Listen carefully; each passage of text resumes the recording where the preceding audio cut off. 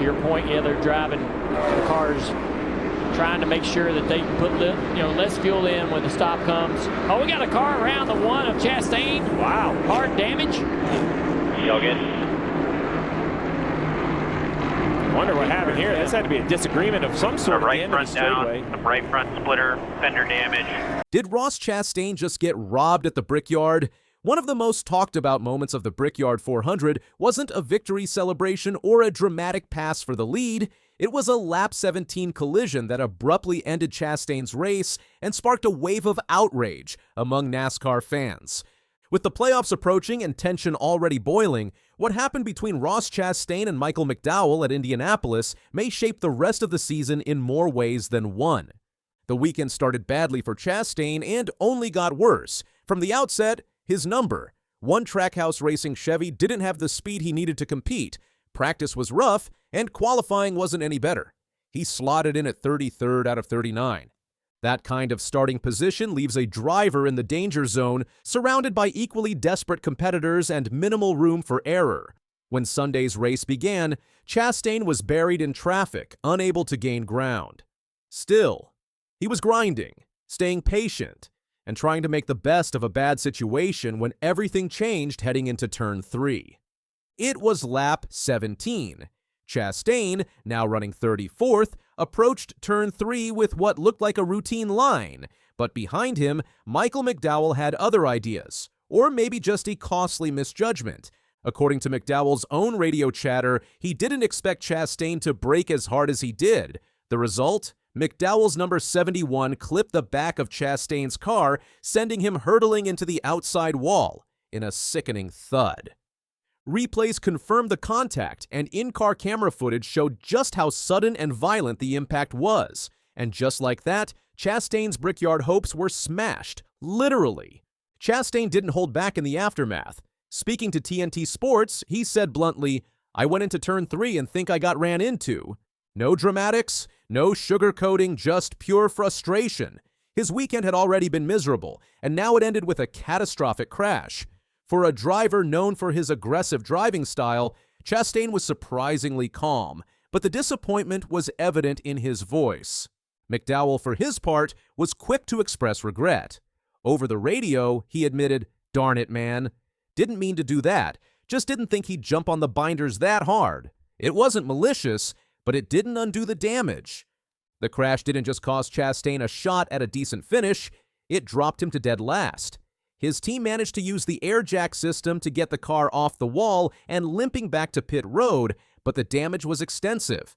The right rear was completely torn up, the suspension was compromised, and the rear diffuser was practically shredded. They worked on the number, one car furiously, trying to salvage what they could, but he was several laps down, and any chance of relevance in the race was gone. It was a brutal blow, not just to his pride, but to his position in the standings. That's because this wasn't a one-off disaster, it's part of a worrying trend. Since his win at the Coca-Cola 600 back in May, Chastain's form has taken a nosedive. Just 2 top 10 finishes in his last 9 races. That early season resilience, where he salvaged solid finishes even with mediocre cars, has faded. Now, poor qualifying is combining with race day misfortune, and the result is a slow slide down the leaderboard. It's not just bad luck anymore, it's becoming a pattern of inconsistency and underperformance. Every week that passes without a strong finish adds to the pressure mounting inside that number. One garage. And Sunday's crash in Indianapolis couldn't have come at a worse time. With the playoff field beginning to lock in, every point matters, and Chastain is bleeding them at the worst possible moment.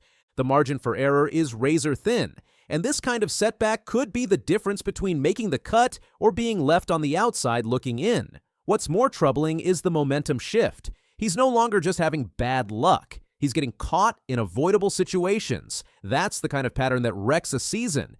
And it's not just the points, confidence takes a hit too. Confidence in the car, in the crew, in the entire process. Once a team loses belief, it becomes harder to bounce back. Meanwhile, Michael McDowell, while apologetic, doesn't walk away unscathed either. Though he continued on in the race, his role in the incident raised eyebrows. McDowell has had his share of run-ins with competitors, but taking out a playoff contender is a surefire way to stir up controversy. Some fans viewed the incident as a racing mistake, others questioned his judgment. Either way, it adds another layer of drama as the playoff intensity ramps up. Drivers have long memories, and even accidental contact can come back to haunt you in a tight playoff race. And what's next? Iowa. Another chance, another track, but the pressure is cranked up now. Chastain can't afford another early exit. He needs clean runs, better qualifying, and more speed. Iowa may not be a marquee track, but it's now a must-perform venue for Chastain. And with this latest incident, there's one more problem: heat from competitors. Whether McDowell meant it or not, he's now part of Chastain's growing list of on-track altercations. Rivalries don't help when you're trying to keep your head down and rebuild momentum. Every interaction with McDowell in the coming weeks will be watched closely. So here we are, a wrecked car, a slammed wall, and another lost opportunity. McDowell apologized, Chastain vented, but the real story is what comes next. Will this be the crash that broke his season or the moment that sparked a comeback? With the playoffs looming and the spotlight burning hotter than ever, Ross Chastain has no room left for mistakes. He's known for bouncing back when it matters, but this time, the hill may be steeper than ever. And if he doesn't rebound soon, the narrative around his 2025 campaign could shift from contender to cautionary tale. And that raises the big question: is this where his season unravels or where the fight back begins?